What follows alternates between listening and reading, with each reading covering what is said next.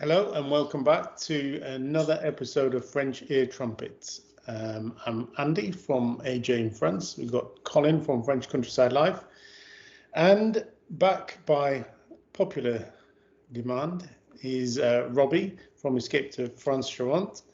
And we decided we'd like to get together and talk about conspiracy theories. I know we've done it once before, but we didn't have enough time, and there's so many that afterwards we thought, oh my goodness, we could have really talked about that. We didn't.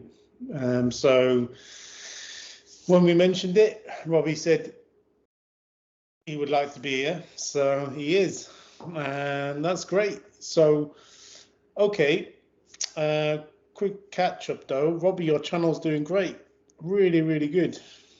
It's really taken. Catch me up. Yeah, considering I remember I contacted Colin. I was going through my old WhatsApp messages with Colin to try and find his address again to put into the sat nav, and then I just kept going back and back and back.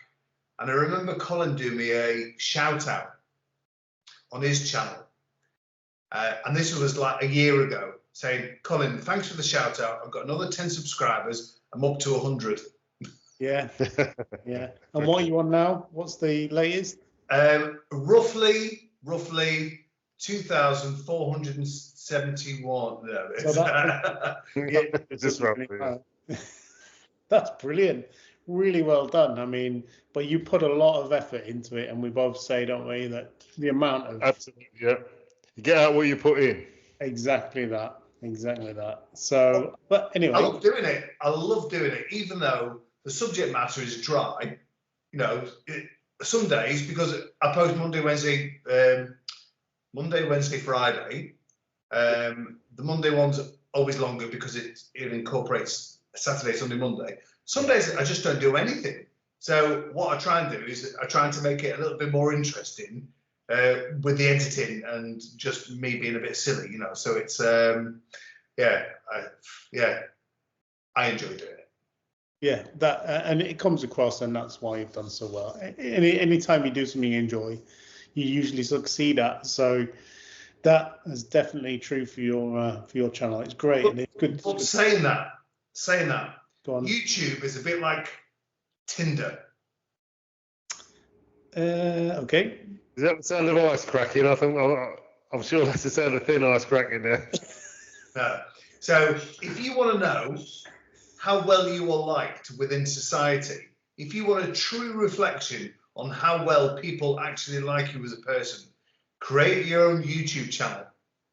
Because for every 1,000 views that I get, I might get 1 or 2 subscribers.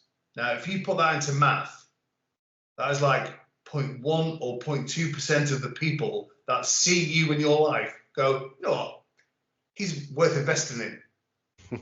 And that's a really, really low number. Interesting. Yeah, I see what you mean. It's possible. Anyway. So listen, let's drag this back to what we're doing here. Okay. Let's do that. If we have to. So, conspiracy theory. So let's have a definition of a conspiracy theory. Now, I'm glad you said that, Colin. I spoke to Robbie earlier. Actually, it was yesterday when we did a test for Skype, and we talked about a definition of a conspiracy theory, and I found a short definition, and then Robbie, it'll be over to you because you've got a different view.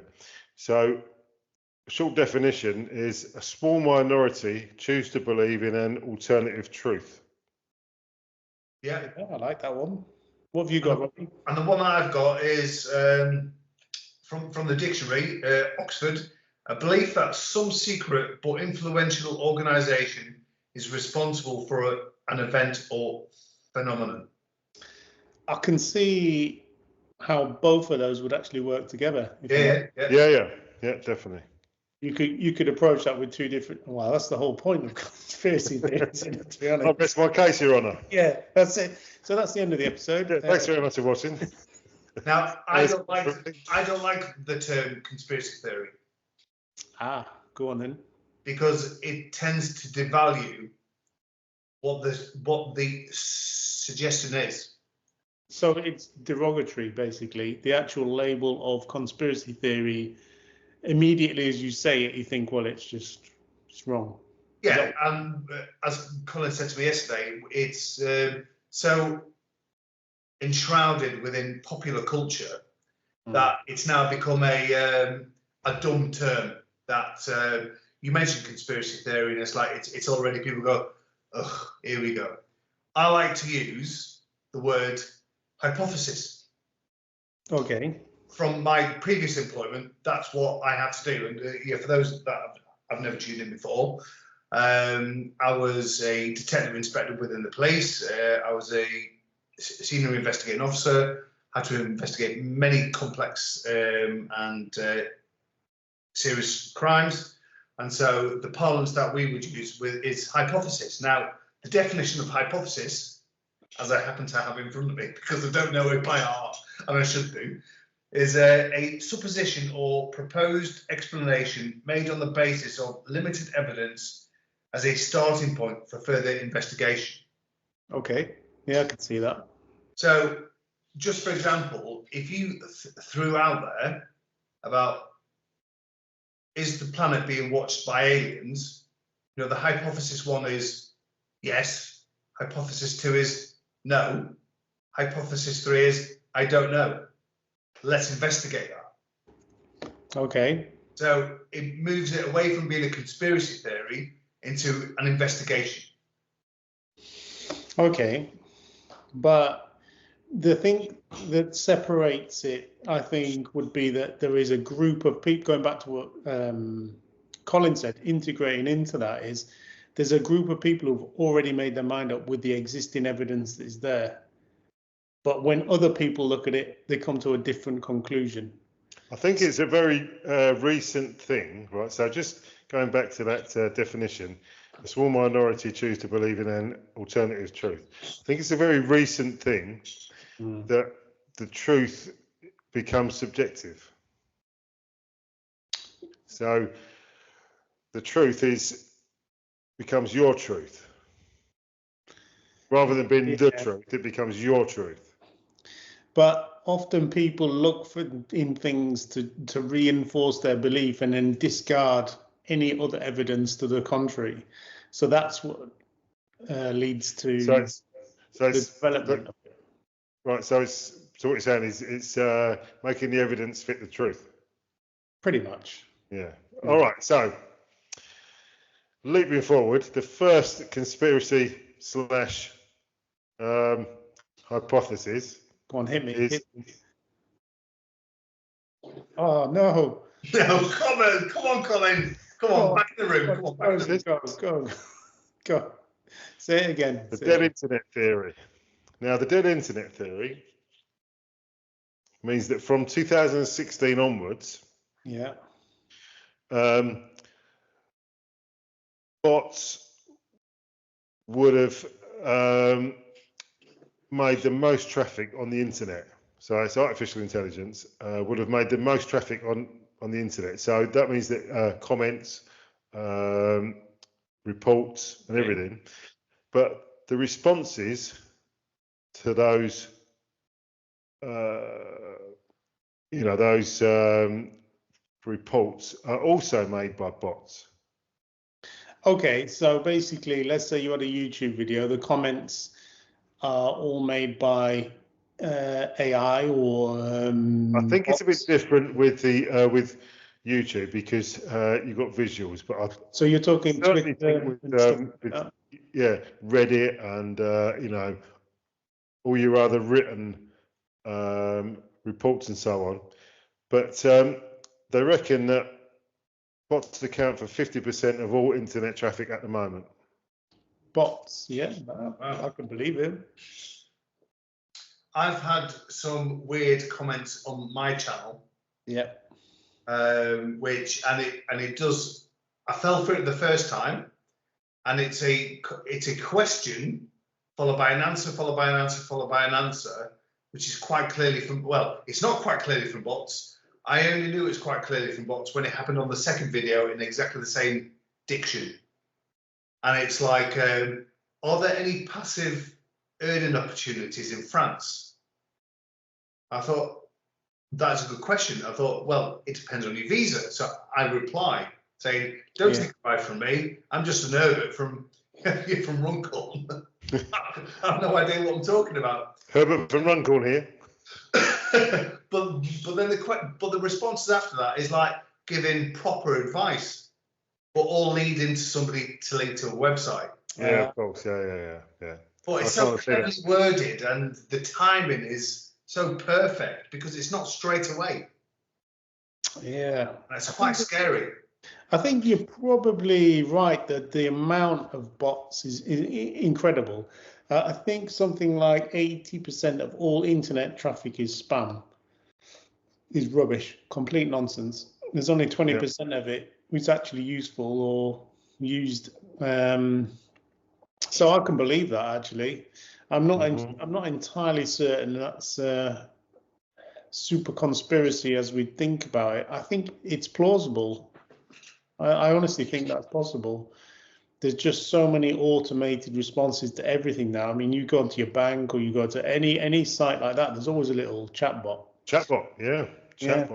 But interestingly, if you go, I think we came across this before. If you go to Amazon Mechanical Turk, and they're still recruiting. Do you know what that is? No. Do you want a quick story? Didn't catch that, mate. You just froze. Sorry. Do you want a quick story on the Mechanical Turk? So back in the, I'm going to say 1800s, there was a guy who invented a chess playing machine about the same size as a desk, and it would beat all the grandmasters, and it's like a massive wooden robot which moves the pieces when the guy turns the handle, and it beats all the grandmasters. And it's the way they call it a Mechanical Turk because it's dressed as somebody with a turban on, and it looks like a Turkish person, so they call it Mechanical Turk. And they took it around the whole of the British Empire. It beat the king, it beat all the grandmasters. And they couldn't work out how this robot in the 1800s beat everybody. And in the end, and you can see pictures of it, it still exists. The actual thing is in a museum somewhere, and it picks up the pieces and moves the pieces around or whatever.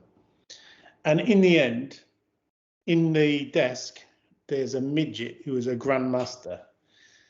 And he has a candle, and he can see the pieces, because they're magnetic, from below, and he beats everybody.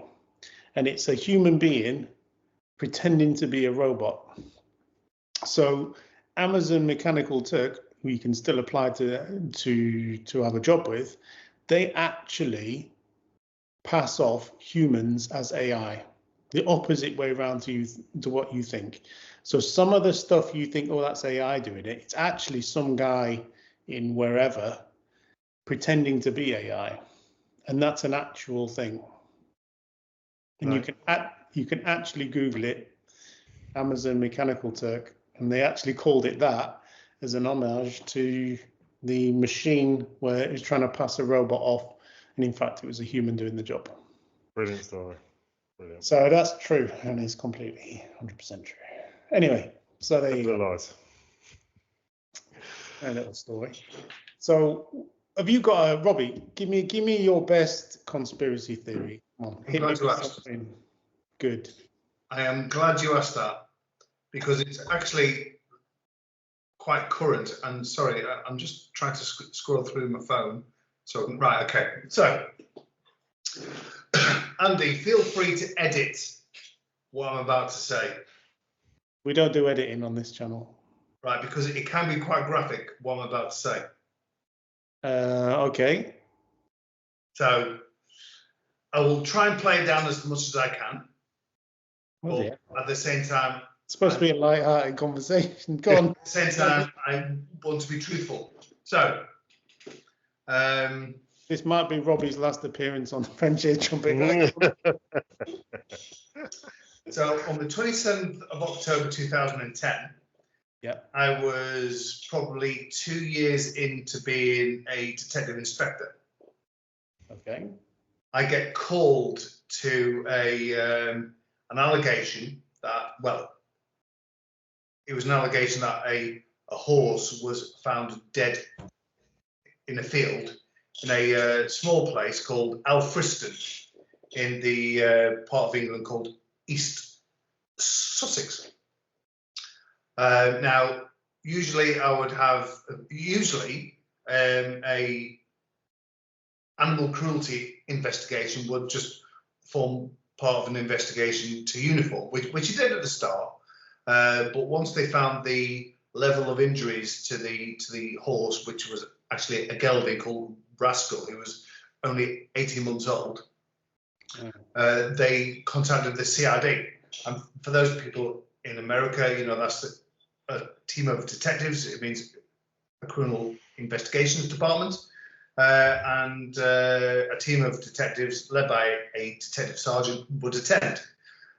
Me being me and just being really, really interested, I went to. Now, what I was met with was a very, very young horse that had been completely mutilated. So I'll leave a long pause here for you to edit it at some point. Well, basically what happened is the horse was dead on the floor. There was a complete absence of blood. The mandible of the horse's mouth was completely missing. The sheath of the penis was also missing. And the chestnuts of the horse were also missing too.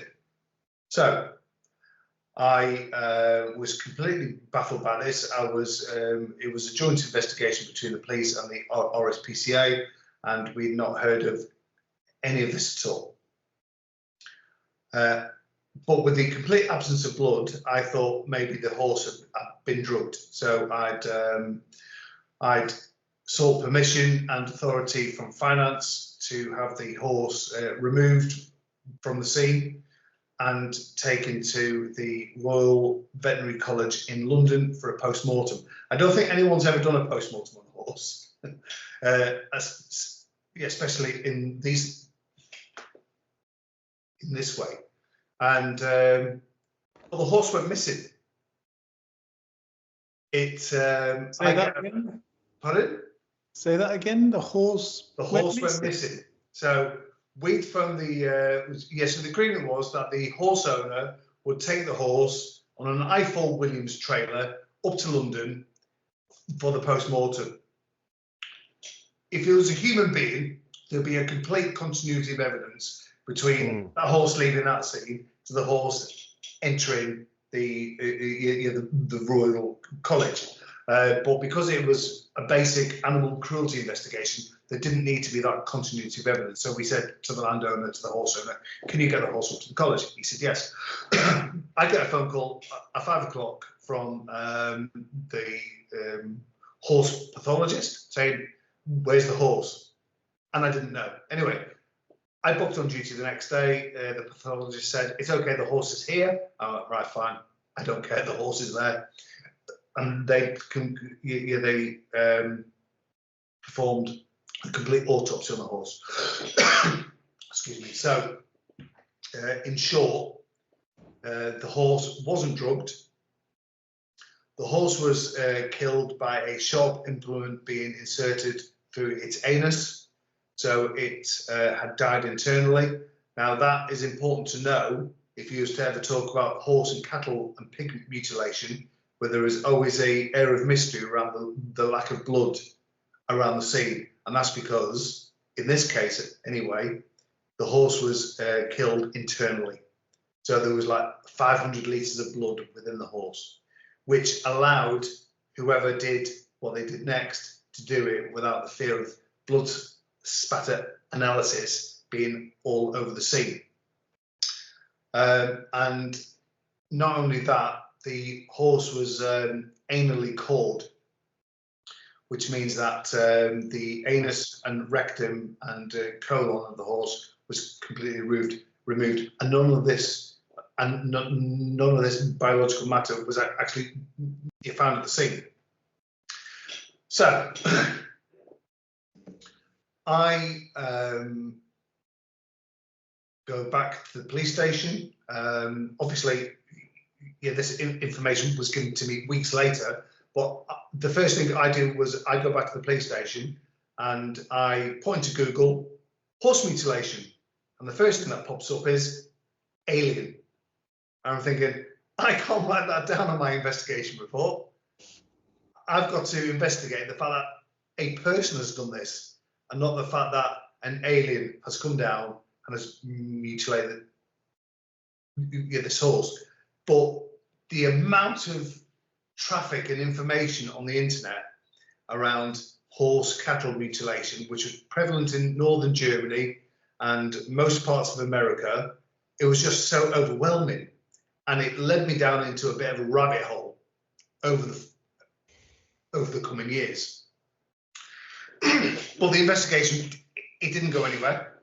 I did get the post-mortem report, and what struck me as quite interesting was the fact that the pathologist said that the animal was dealt with in such a way, in such surgical precision, and either with a surgical background or a master butcher background, but it was done over time, and it was done over care, and it was done with perfection. So fast forward to last week, and I watched a documentary on Netflix, and I can't remember what it's called, but it's like Alien Investigates or something like that. But it's hosted by the TV journalist and anchorman George Knapp. I don't know whether you've heard of George Knapp. No. So George Knapp broke the Bob Lazar story. Bob Lazar being the man who allegedly worked in Area 51 back in the late 80s, early 90s, and then came out as him having reverse engineered alien spacecraft. Wow. So George Knapp, for the last 30, 40 years, has been investigating alien type stuff. And he was actually part of the movement to have the alien topic talked about in Congress the year before last, I think it was, with Commander David Fravor, who saw the Tic Tac alien from his aircraft. I think I'm losing you already, aren't I? I know what you mean. This the recent video that's been released from the American military that shows a Tic Tac shaped object that was being chased by an American fighter. Is that the one? Yeah, but that was actually recorded in 2004. Right.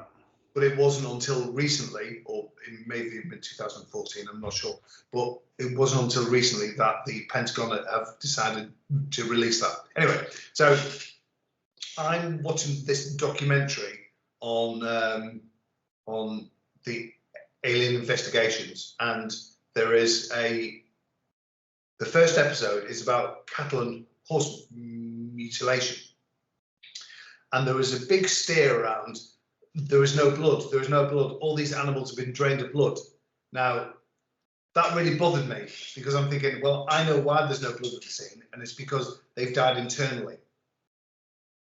But there is what we use in the police is, if we want to link a crime to another crime, but there is a severe lack of evidence, we use similar fact evidence, but the evidence has got to be so strikingly similar to the original crime before it can be admitted. And the common denominator between most of the cattle mutilations and horse mutilations is the removal of the anus, the removal of the shaft of the penis skin, the removal of the chestnuts, the removal of the mandible. And it just really, really bugged me. And so I contacted George Knapp on Instagram because it bothered me that much. And I just basically said, here's who I am now, here's who I was, this is what I did, this is what I investigated, and there is a post-mortem report somewhere within the police systems, within Sussex Police, that will give you information and answers to why there was a lack of blood. Not only that, an added twist to that story is the reason why the horse went missing is because somehow some paranormal investigators got to hear about this horse being mutilated in Sussex and came down from the northeast of England and basically thwarted the police investigation by holding the horse within on the back of the trailer, to be honest with you, whilst they conducted their own investigations using Geiger counters, checking for radioactivity. But we didn't know about this until about 6 months later, when I get a phone call from the media relations office saying that some paranormal investigator / 10-cent documentary maker has made is releasing a documentary on Sky 10210 channel. So it's a proper channel that you would never ever come across. And would I like to make a comment? But there is a full 30-minute, 40-minute documentary on this horse mutilation, where I get mentioned. I get described as the most unaccommodating senior investigating officer because I wouldn't let anyone else into my scene. But yeah, so that moves us swiftly on into horse and cattle mutilation conspiracy / hypothesis. There you go. Okay. You might want to edit a load of that out, Andy. So when I got asked in 6 months' time, so whatever happened to French ear trumpet then? Right. So when you first, have you got anything you want to say, Colin, before I? I was going to move on, but go on, you crack on, mate. I've heard of this before. It's not the first time I've heard it. Okay. And it's most certainly not aliens. In fact, the cause of it you can actually find in France. Strangely. So I was just thinking, funny enough, just to interrupt. Oh, you're frozen. Oh, he's gone. He does that a lot, you know. And you're talking about it. And he's back in the room. Say again. Yeah, I was just thinking that it sort of refers to crop circles, doesn't it? That it was supposed to be the work of aliens, and it's students with a students with a bit of wood. Students with a plank of wood. So when you were speaking about it, I have heard this before a long time ago, and it was really prevalent in Europe, in France especially. And just while you were speaking, I just looked, and the mutilation of horses in this manner is not a French phenomenon, nor is it new. In the 1980s, 90s, hundreds of horses in Britain, Germany, etc. were mutilated, while in medieval times, the tails, lips, ears of horses would be cut. But they actually, in France, there was a guy who caught the attackers actually doing it. So he tackled two of them, and actually they ended up getting arrested and dealt with for it while they were in the process of doing it. And he'd had them do it to his cattle where the blood was drained, and all of the aforementioned things you've said were done, but it was done by actual people, not aliens. And you can find that information on AP News. So one swallow does not a summer make. No, this was a chain of 30 across France. They were linked to in the end, but I can't see the evidence for aliens. Well, the only evidence that I've got of aliens is that part of that paranormal investigative documentary was that they interviewed a neighbouring farmer who the day before had witnessed UFO activity within the valley. How much true that is, I don't know.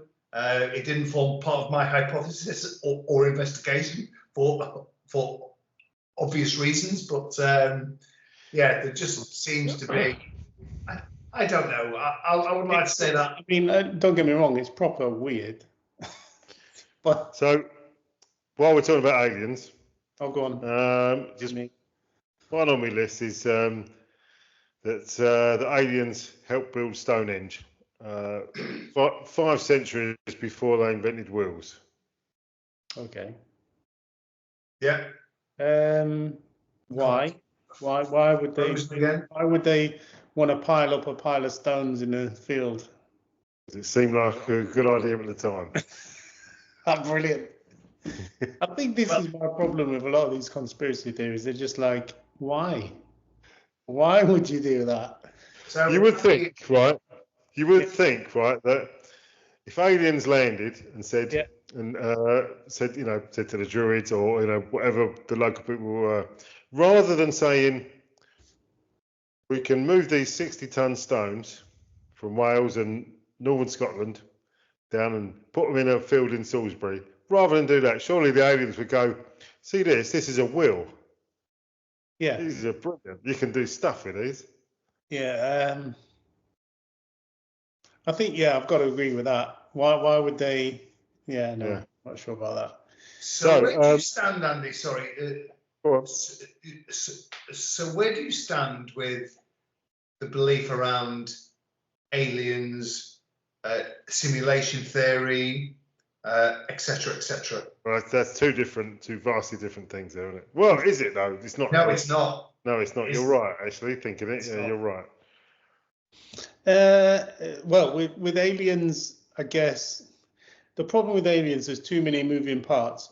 If you forgive the pun, I guess, but no one's to say that the aliens aren't. The whole ship isn't 1 centimeter tall. You'll never see it.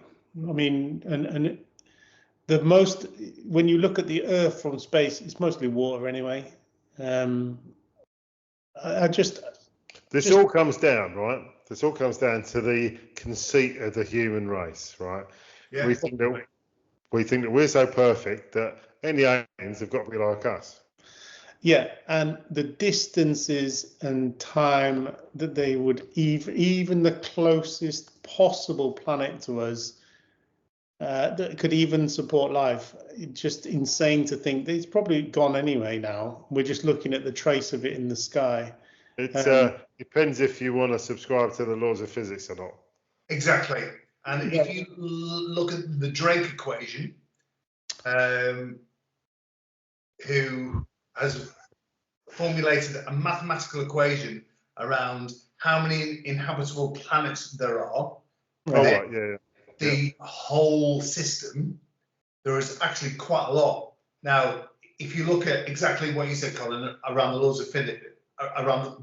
of physics, time isn't linear, and neither is space. So all you would need to do is to figure out the physics and the technology around bending space and time together, and then distance becomes completely irrelevant. Even if that is the case, if you look at how long we've been here on this planet compared to how long the planet has been here in the solar system, it's so minuscule you can't even measure it. So I think it's about a minute, isn't it? Is it about a minute? Someone said actually it's a really good analogy of human, relatively recent human history. So from when we started using tools to now. Yeah. Bosch professional tools, of course, but obviously. Using tools to now. So they said that from the moment that the planet cooled enough to support life to now, and the amount of time that we've been around is like a library, and we're on one book on the last page of that book. Yeah, and not only that, that then has to synchronize with the same thing happening far enough away that we can't see them now, and at the same time frame that they will be able to advance enough, because we can't do it. So it must have had to have happened so far in advance of now, so that when they got to this point in time, they would be advanced enough to be able to travel here. The gravitational pull on the planet must be exactly like Earth, otherwise they would either be this big or absolute massive giants. It's got to be identical, and the timescale involved is like 1 in trillions and trillions of possibility that they exist. And then you've got to factor in whether they want to come here in the first place. Probably not. And then if they did want to come here, why would they come here? 1950s TV, the anus of a cow. Instead of coming here to do something else. And they have to do it in complete secrecy, obviously. So they can't be detected by any of the world's air traffic control centres, just so they can get hold of a cow's anus. I'm not really sold on it, if I'm honest. You're not buying it, eh? I'm not buying it, no. Right, okay. So are you completely, Andy, discounting the fact that there is any alien activity? That we are the only ones in the universe? No, I'm not. And I think Brian Cox said the same thing. He said, you can't discount that because we don't know how big the universe is. Yeah. So if it's infinite, then yeah, of course there's going to be. But it's going to be so far away. I mean, for example, you go outside and look at the stars now, most of them aren't there. They don't exist. Yeah, true, yeah. So we're looking at the traces of what was there. Yes. So one of my favourite films is Alien Prometheus. Okay. The one where they find a ship on the planet. Is that the one? It is, but the film starts where they find the cave drawings of something that has never been discovered before. Okay. And what the premise of the story is that aliens from a different planet have deposited their DNA within Earth, and it's developed over time into what we are now. Now, if you look at the human body, ignoring the fact that we drink, that we smoke, that we eat excessively, it is such a perfect machine. Ignoring the fact that we don't use the appendix anymore because it's now null and void, but it was used for when we used to ingest red meat. And having attended many, many post-mortems and autopsies, and having been fascinated by the internal workings of the human body, this is not by accident. It really, really isn't by accident. Who has created us? And you could even lend it. You could even lend it back to religion, where he made us. And I'm not religious at all, but he made us in the shape of him. Now, if you go back even further to the First Testament, is it, where God made the earth in 7 days? First there was nothing, and then there was light. That could easily be the Big Bang. Okay. I know I'm going ultra deep here for the channel. That's all right. But what's your point on that? That we were put here by aliens? Is that the? I'm thinking if you and apologies to anybody that's watching this who is devoutly religious in any sort of way, is that we have been put here by somebody or something or some entity for some reason. This isn't by accident. Our human bodies is not by accident. This is the creation of perfection. Right. So, Okay. go on. So let's just drag it back a second. And in the words of Father Ted, right? In the words of Father Ted, that's an ecumenical question. Interesting. All right. So let's. Yeah, it is really interesting. So let's get back to more earthbound and some more light-hearted, more immediate theories. Go ahead. So, did anybody watch the Trump interview on Joe Rogan? No. Not yet, but I really, really want to. Okay, so Trump says that he's going to release all the documents related to JFK. Brilliant. Joe Rogan said to him, "Is there anything that Well, first of all, Joe Rogan said to him, "Why didn't you do it in your first term?" Yeah. And Trump replied that he wanted to, but he was advised that there were still people alive that would be affected by it. Right. So clearly, those people have shuffled off the mortal coil and won't be affected anymore. So I think that's on the cards for those documents to be released. And what do you think they say? Well, Trump has obviously seen them, and the fact that he's happy for them to be released means either they're all fake, or not fake news. Either they're all fake, or it happened as it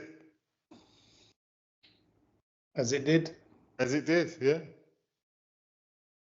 Mm. So make your own mind up with that one.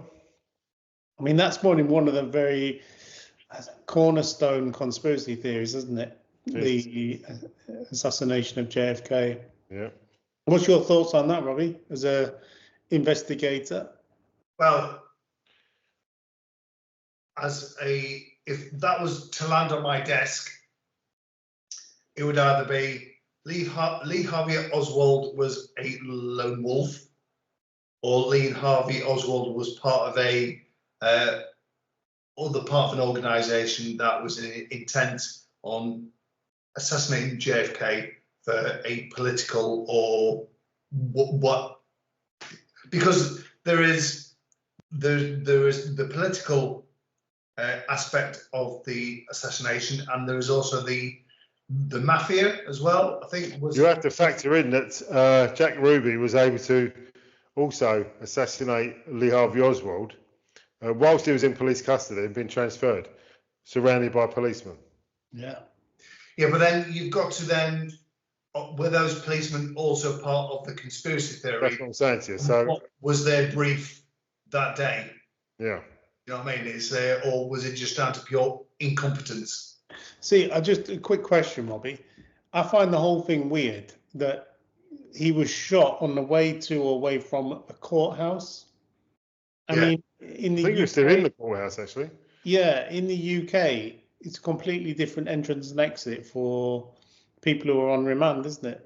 Well, don't forget, this was early 60s, wasn't it? So it's a long time ago, isn't it? So even in the 60s in the UK, they wouldn't do that. Yeah. Wouldn't bring in someone in the front door. There's a different.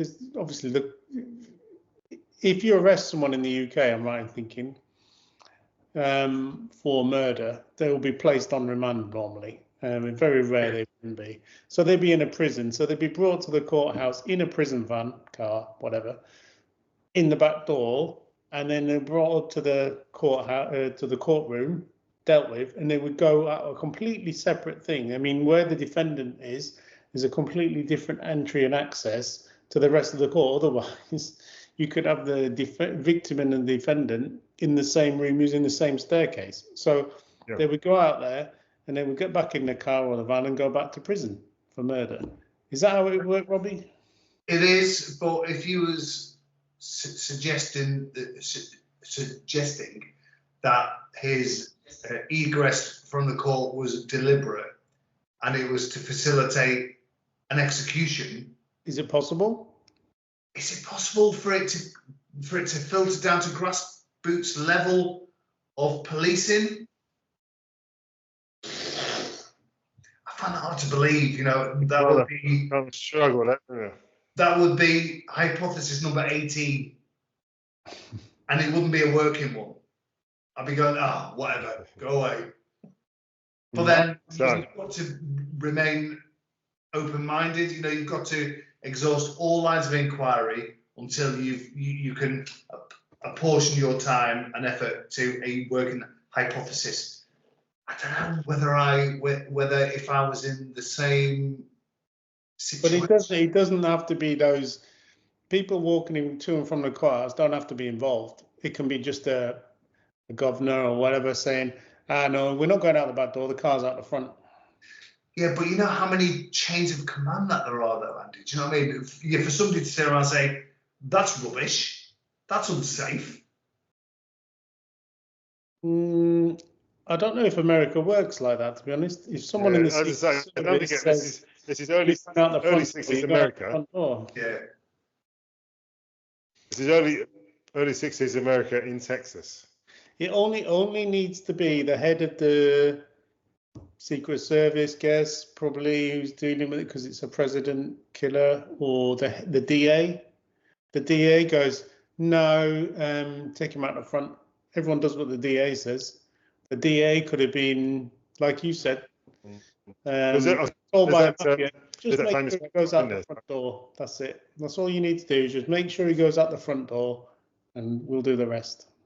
And the DA goes, right, take him out the front. It could be anything like that back in them days. Hey, them days. All right, so moving swiftly on.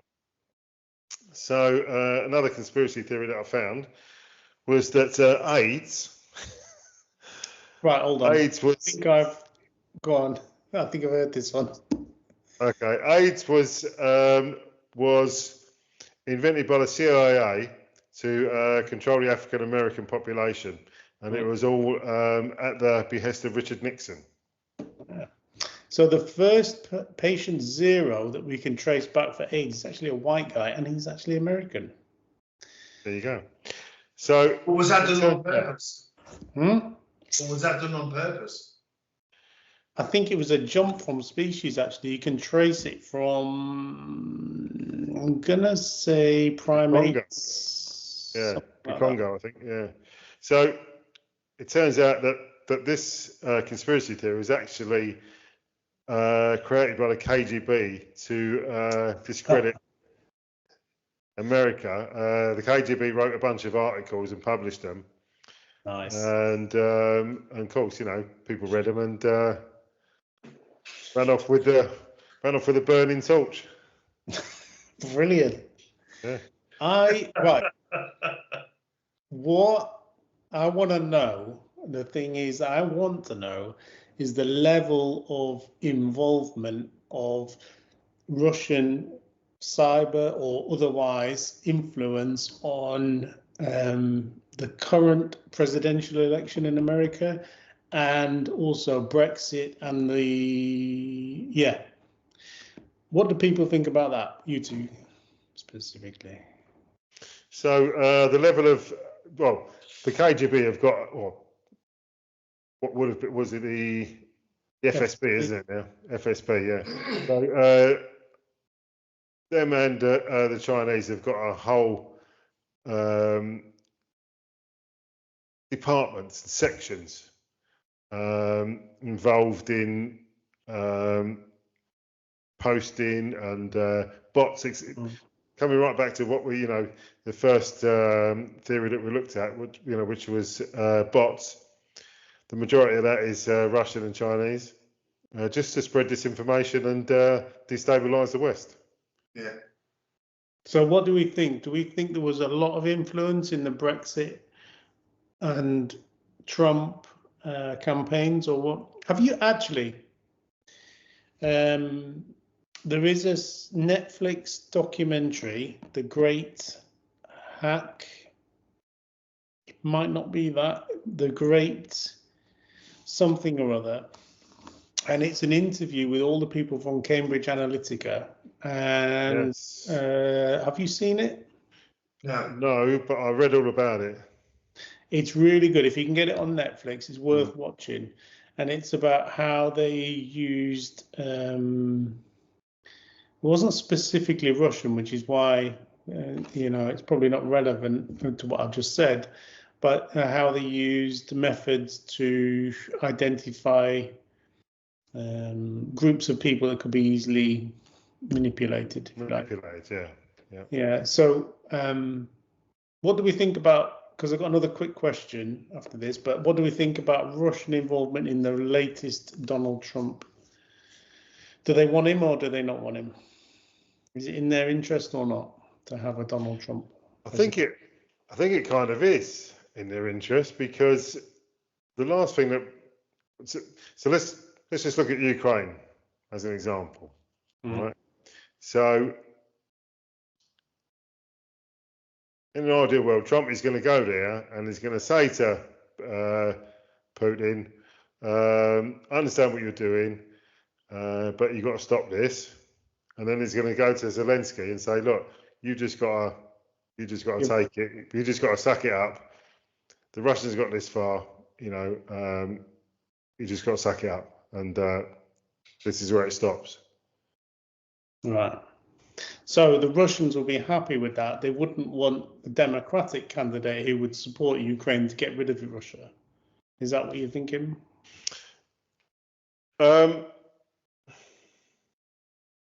What do you think, Robbie? Well, Trump said that he will sort out the Russia-Ukraine war within 24 hours. We'll see. So what does he mean by that?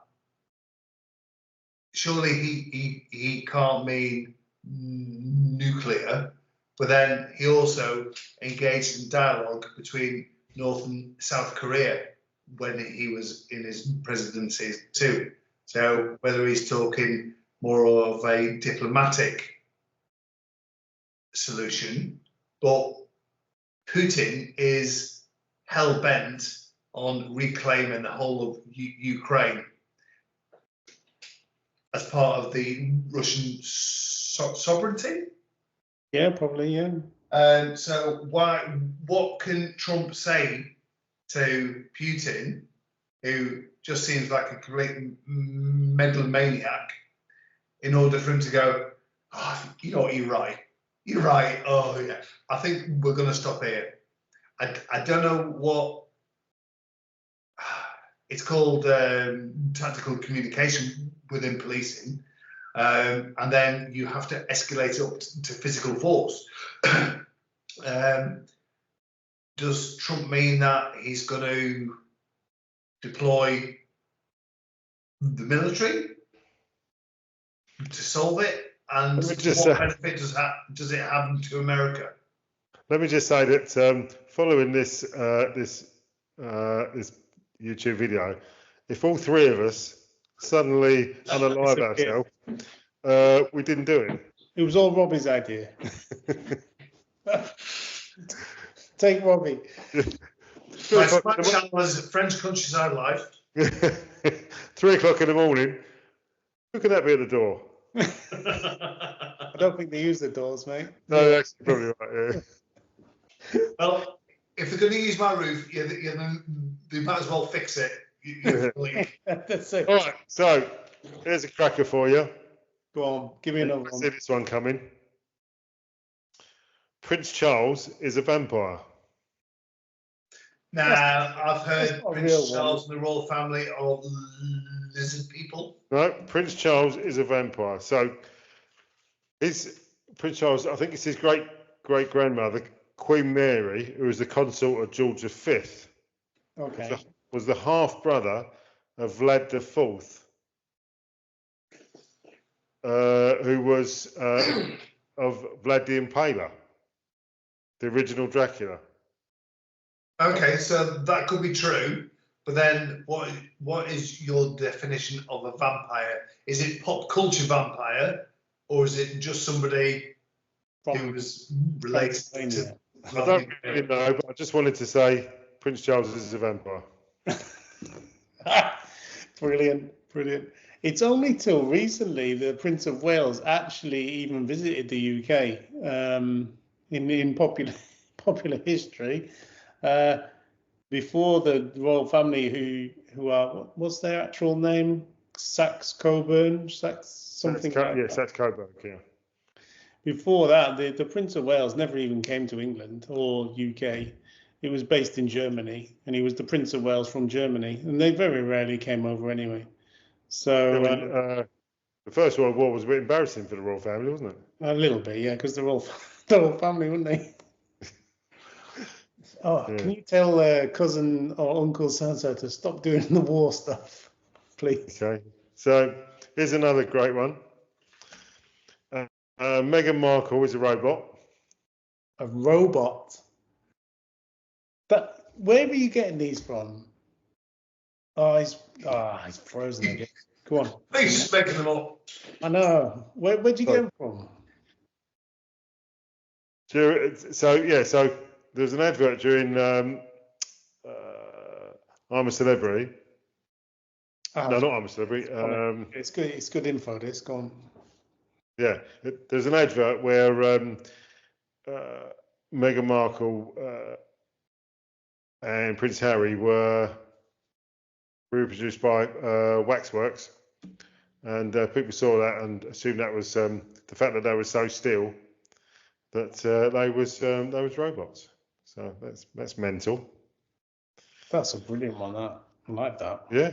How about the conspiracy theory that Andy from AJ and Friends, link in the description, he's put a hold on his YouTube channel? No, well, that's not a conspiracy theory. Right. So one of the reasons I was really keen on this is I was listening to the radio in the morning when I was getting ready for work, and they were doing a bit on chemtrails. Yes. Did you heard of that, Robbie? I have. I'm not. Basically, it's crazy. No, sorry, hold on. It's people who see aeroplanes in the sky. You know, they have the white contrails, as they're actually known, which is humidity and the fact that the moisture vapor from the engines cooling or whatever in the sky produces contrails, and they always have, and you can actually get it from propeller driven planes as well if the conditions are right. But they reckon the planes contain chemicals. Chemtrails are things emitted by planes that are flying in the sky to do anything from control the population to control the weather, apparently. And there is a lot of support for this. I mean, massive. So I'm on some Facebook groups for, right, can you believe it, for rebuilding Honda generators. And it's a massive thing on there. Hello? Hello? Oh, wait a minute. Yeah, so it's a massive thing on there for some reason. I don't know why. There's some prepping groups that I'm on that. Yeah, cool. Generators, prepping groups, chemtrails. I can see the link. Yeah, there is, and it's quite popular. Yeah. I don't understand it. Have you ever heard of it, Robbie? Some of this. Only in as much as I did a nighttime shot with my camera for the channel, and the shot was a nice clear sky, but did show aircraft with their trails through it, and it was a nice, pretty shot. And not a subscriber, but somebody who watched the video just commented, "Nice chemtrails." Really? Which made me Google it. Yeah. I thought, I don't know why he's such an idiot, but how would? I think Trump is going to have Robert F. Kennedy in charge of health for the US. Right. And one of the policies that Robert F. Kennedy is going to try and pursue is to remove fluoride from the water. Right. He's got RFK has got some proper strange ideas about things. So, but it's quite. I mean, I was just thinking how that links to the chemtrails is that you would think that. Oh, he's paused again. Yeah, Come on, Colin. Chemicals to the population.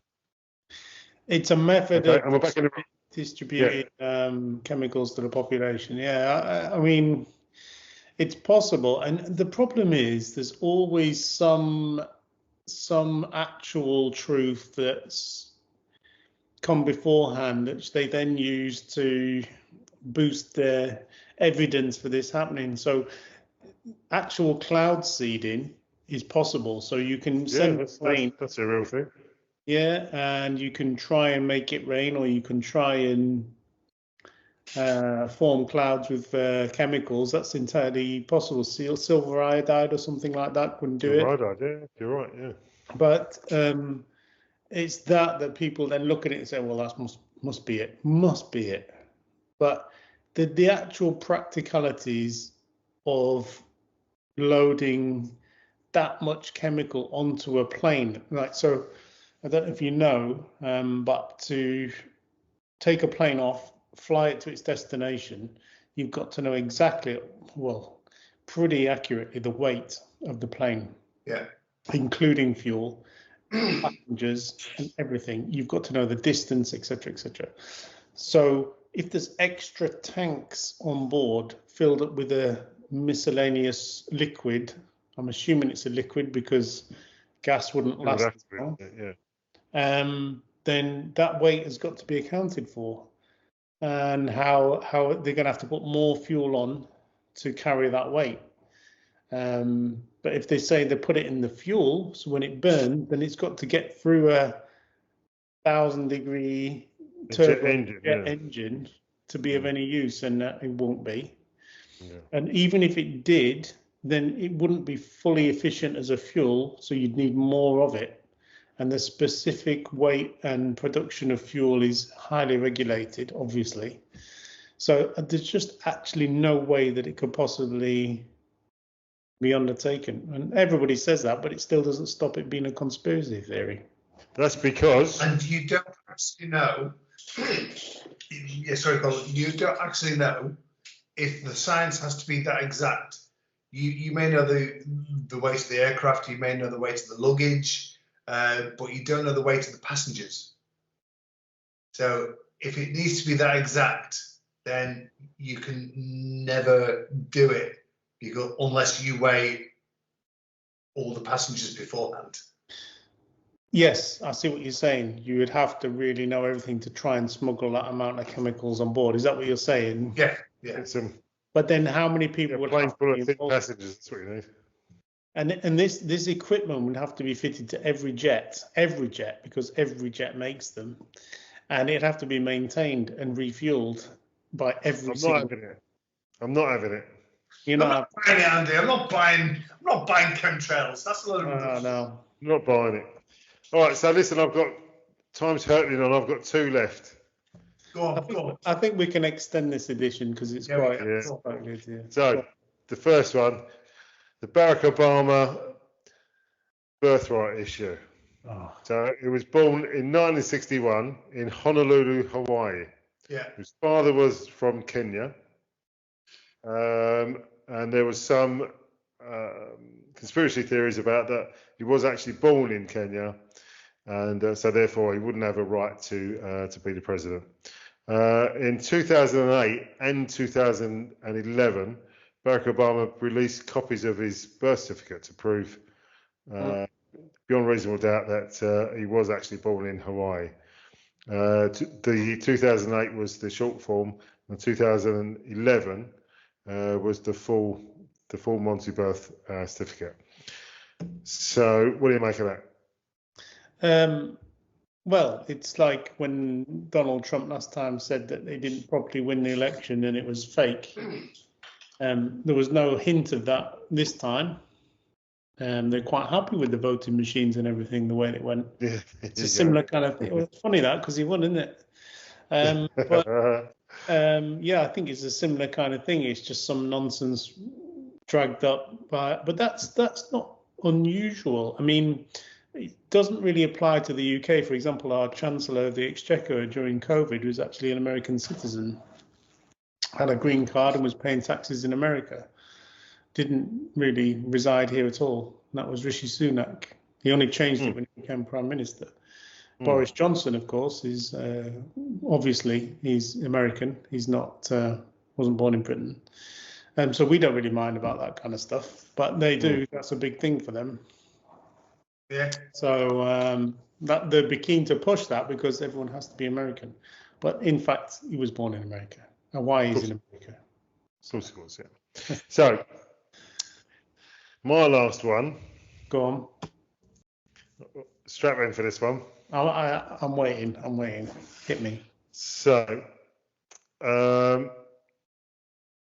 Jesus married Mary Magdalene. So, according to Dan Brown's novel, there was a massive conspiracy, Illuminati, Yeah.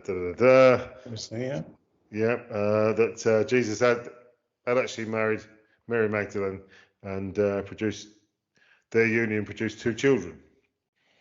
A few years after Dan Brown's novel was published, the British Museum in London actually found a 1500-year-old manuscript, Right. to show that Jesus had potentially married the prostitute Mary Magdalene, and that potentially Mary Magdalene was actually the Mary of the whole Catholic religion. Interesting.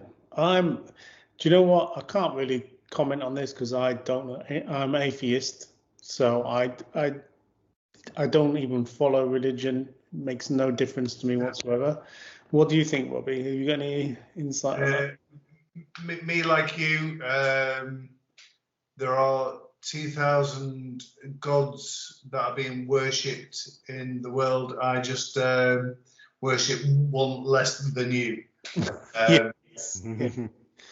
So yeah, I don't care, but I do care if the conspiracy theory is that the birth of Jesus and God is all part of an alien conspiracy theory. Thank you very much. I mean, you set that nicely. Nice, I like it. Just reminds me of a joke, right? Go on. It's not about the bear in the woods, is it? No. Joke of the week. So, did you hear about the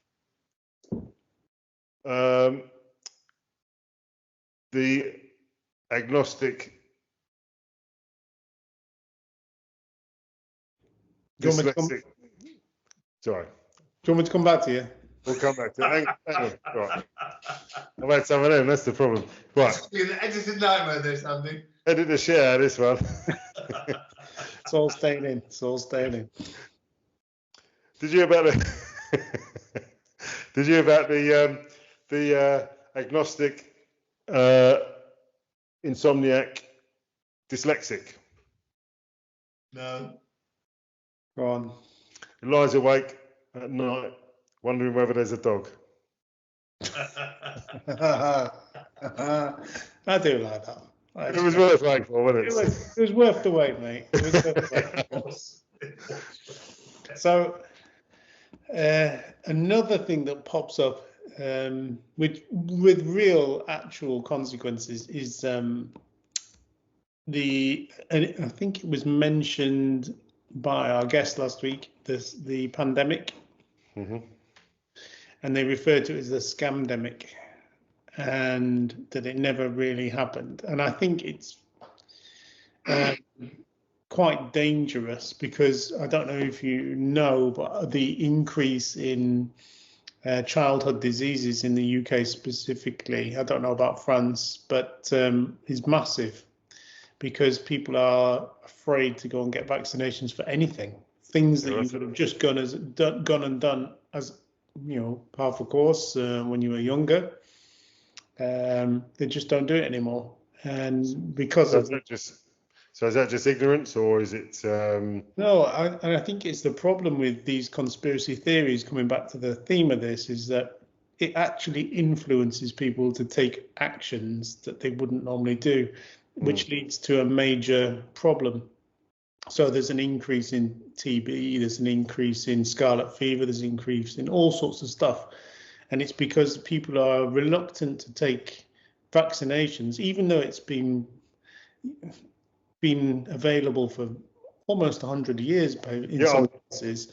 I was just going to say, these are all Victorian diseases, aren't they? Yeah, and they're coming back because polio and TB and the prevalence of this misinformation on social media is so great that it hits you all the time. Like I was saying, I've got a group for generators. How boring is that? But on it, I'm getting information like scamdemics, chemtrails, and you just think, this is just hitting me, and all I do is look for generators. Can you imagine people looking for other stuff, and it just gets force fed to them, and then it comes around to the kids' vaccinations, and they go, you know what, probably not. And then thousands of people do it, and it now becomes a problem. And I think that is a big problem with conspiracy theories. If they're not checked, or if they're followed, it causes major problems. I think it's just, you know, one of the most common diseases these days is just a lack of common sense, isn't it? It's not that common. That's the problem. You know, it's just a lack of common sense. Just maybe. I don't know. I mean, I just think misinformation is so easy nowadays. It's as if there needs to be a governing. It's as if there needs to be a governing body over a conspiracy theory to be able to say, right, okay, this is now officially a conspiracy theory, or that is just rubbish. But be quiet. Who's going to decide that? Yeah, that will then become a conspiracy theory, won't it? Trump. Oh, the geezer. He's the geezer that wanted you to drink bleach and stick a UV lamp down your mouth during COVID. I was talking to Lisa about that the other day. That is just mental. That is mental. He's in charge now, and he's the leader of the free world.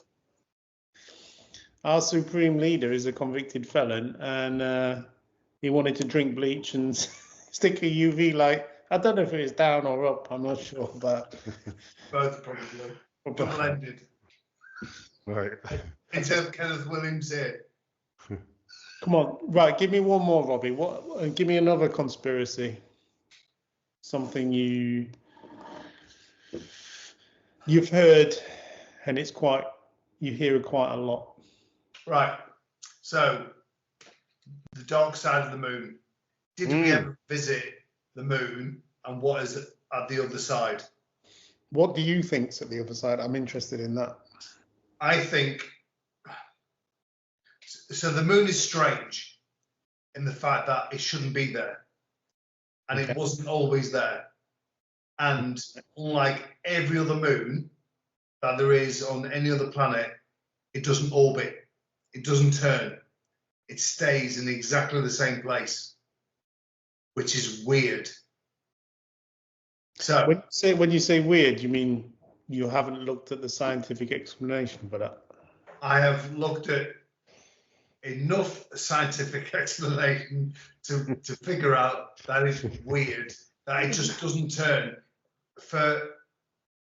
It should turn, it should do, but it doesn't. So what is at the other side of the moon? Now, so you're now entering into the hollow moon hypothesis. Wow. Which, and I think you mentioned it on the previous conspiracy theory podcast, French Ear Trumpet, link in the description. Of course. that it was the Americans, NASA, that landed something on the moon, and it rang like a bell. And it Yes, just I heard kept that. ringing and ringing and ringing, which if it was a solid mass, it should not do that. Now, if you then go back to the first landing on the moon with Neil Armstrong, then there are allegedly recordings and transcripts of the fact that they had to declare that they were being watched by other spacecraft and aliens when they landed there, which lends itself to the theory that nobody's been back there since. So why has nobody been back to the moon properly since that landing? The Chinese have quite recently. Allegedly. Allegedly. Allegedly. And the Allegedly went Chinese to the dark side of the moon, didn't they? Yes, and that is exactly why they went there, was to go and see what is on the dark side of the moon. Because apparently there is a cohort of humanoids, aliens, lizard people that are all working together on the dark side of the moon, within the confines of the moon, for what purpose? Je sais pas. Je sais pas. Right. And I said that just to bring it back into French. I like it. I like it. Out of all the conspiracies, lizard people on the moon, hollow moon, it's probably the most realistic out of the ones we discussed, to be honest.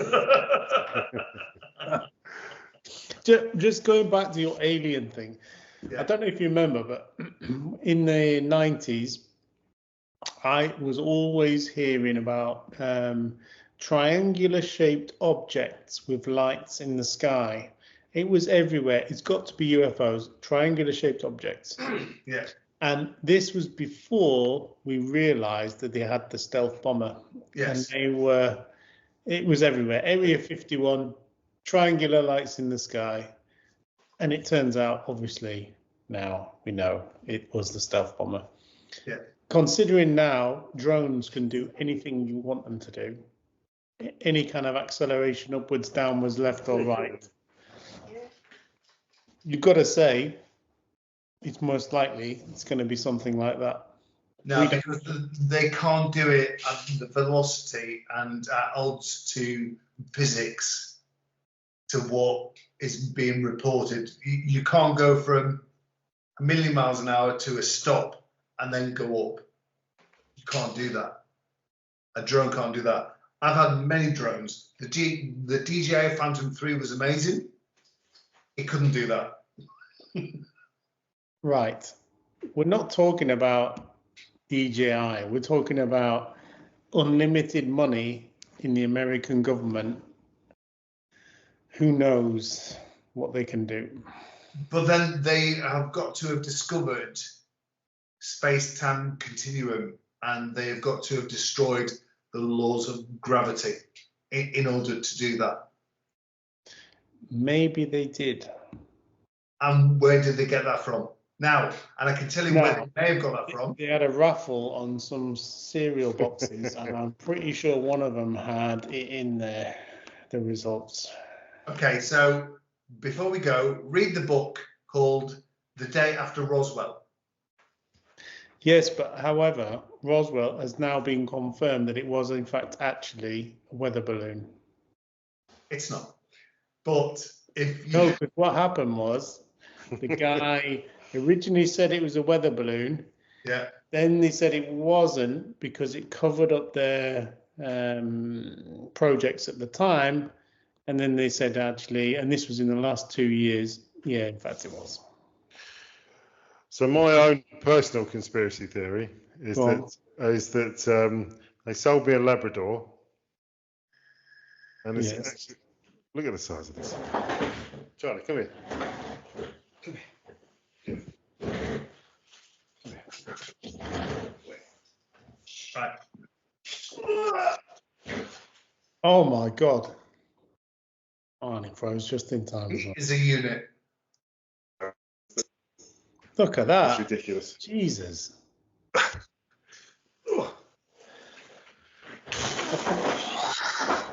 That's going to eat you out of a house and home, not me. He already is. Ain't you? Right. Hang on. Go on, hit me. The Day After Roswell Yeah.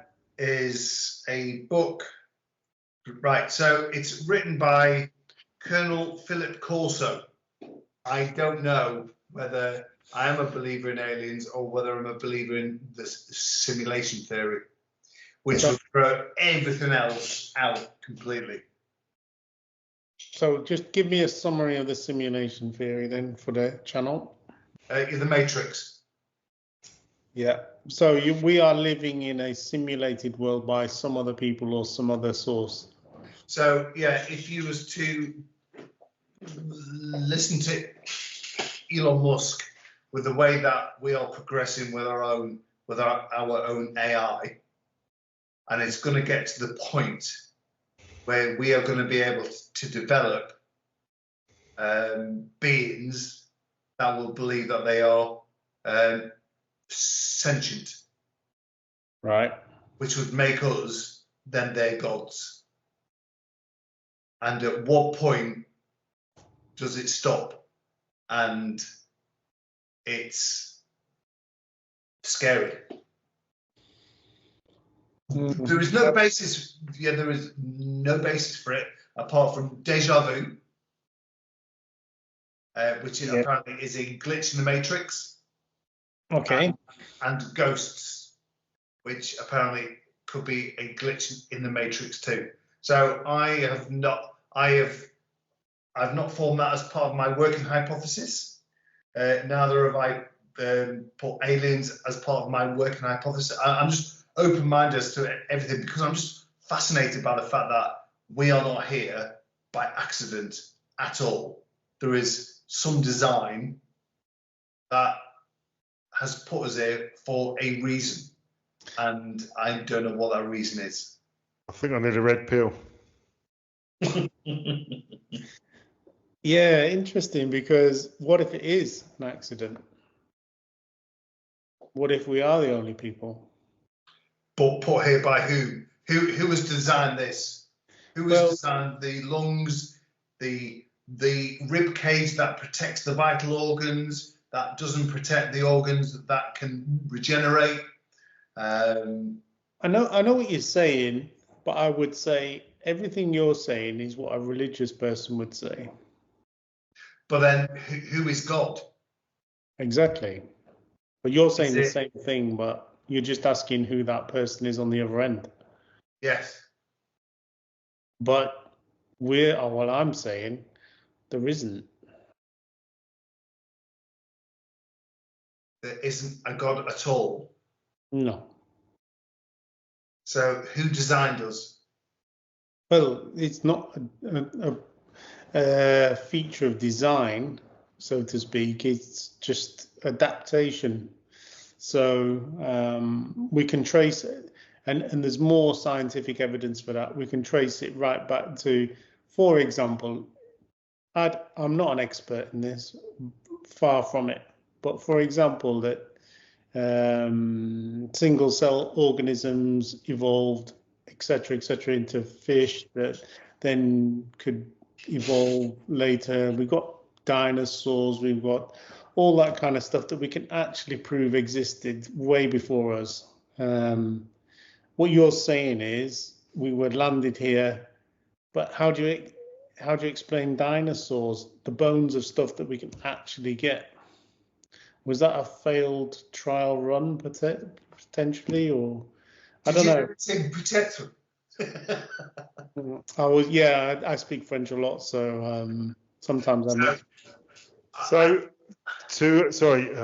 Rob, but to sum all this up, there's an interview with Stephen Fry on Irish TV when they question his faith, and or they ask him about his faith, and yeah, it's good. Yeah, he actually goes off on one really. He says words along the lines of, if there is a God, then he must be a psychopath, because explain to me about brain tumours in children. Yeah. Explain to me about an insect that will lay its eggs inside a children's eyes, which will then, the larva will then burrow through to the child's brain. Explain that to me. No, What sort of God would do something like that? We could probably do a whole episode on religion, and we ain't going to make any friends on here. But, never talk about politics or religion. That's that then. That's that, yeah. This is supposed to be conspiracy theories and aliens, etc. So I don't really... No, I can't see how aliens could get here now with the technology we've got now. You think about it, NASA's looking at the sky all the time to avoid objects in space. And even more so now with Elon Musk's Starlink and stuff, which is in low Earth orbit. Nobody can see these aliens coming, so they can come down. Maybe it's like Pizza Hut or KFC. The aliens go, right, do you know what? Do you fancy a cow's anal glands tonight? Yeah, okay, right. Well, we'll go get some from Earth. They're really nice down there. So they put down there and then they borrow out the, and then they pop up. Oh, that was there's a good takeaway that. I just, and nobody sees it. Now, I happen to be in a privileged position to go into some air traffic control towers and look at their maps. And so, for example, I went into one, Leeds Bradford Airport, and they can look on their radar all the way down to London, all the way up to Scotland, but from coast to coast, the UK, and they can see anything. Balloons, planes, small things in the atmosphere, and they just say, right, well, we know what that is. And they can even see clouds. And they can say, right, well, that's a cloud. They know exactly what the signature is. And it is really impressive what they can do. So can they see a cloaked spacecraft? It's cloaked. So it's cloaked now, is it? The fact that your dog is called Jean-Luc tells me everything I need to know. Exactly. Jean-Luc Picard is his full name. There you go. All right, so we're an hour and a half thereabouts. So should we wrap this up? Yeah. I don't want to, but yes. Yeah, I could probably do another hour. Yeah, okay. Easy. All right, so first of all, I'd like to thank Robbie for joining us. And thanks a lot, Steve. Brilliant. And for his always entertaining bants. And thanks for making this really difficult to edit as well. Keep in the wee breaks. So, thanks so much for watching. If you'd like to give the video a thumbs up, that'd be great. And press the notification bell so that you know when there's new content. And don't forget to share it on your socials. That'd be great. And maybe think about subscribing if you're not subscribed already. And all that is to say is that it's goodbye from me. It's goodbye from them. Must try harder. See me after school. Goodbye. Laters.